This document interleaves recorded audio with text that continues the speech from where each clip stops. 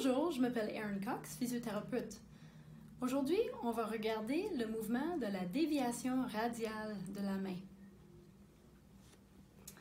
Donc, ici, j'ai une main droite, donc il a la face dorsale. Donc, si je veux faire une déviation radiale, le rangé proximal, qui est en convexe sur concave, va aller vers l'ulnaire. Donc, le glissement, ça sera un glissement ulnaire de notre rangée proximale. La rangée distale sur le proximal, n'oublie pas qu'on a le capitatum puis amatum qui sont en convexité vis-à-vis l'ulnatum puis le triquetrum, mais c'est le contraire ici. Le trapézoïde puis le trapèze sont en concavité vis-à-vis le scaphoïde. Qu'est-ce que ça veut dire en termes de mouvement? On peut regarder un mouvement comme si quelqu'un veut lancer une flèche. Donc, pourrez-vous voir que si on va en déviation radiale, il y a aussi une extension du côté radial qui se passe.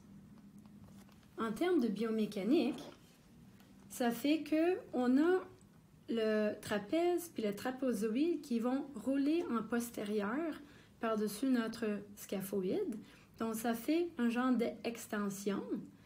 Donc, si on veut chercher une extension de côté radial, on peut faire un glissement palmaire de notre scaphoïde, mais un glissement dorsal du trapèze, puis un glissement dorsal de notre trapézoïde.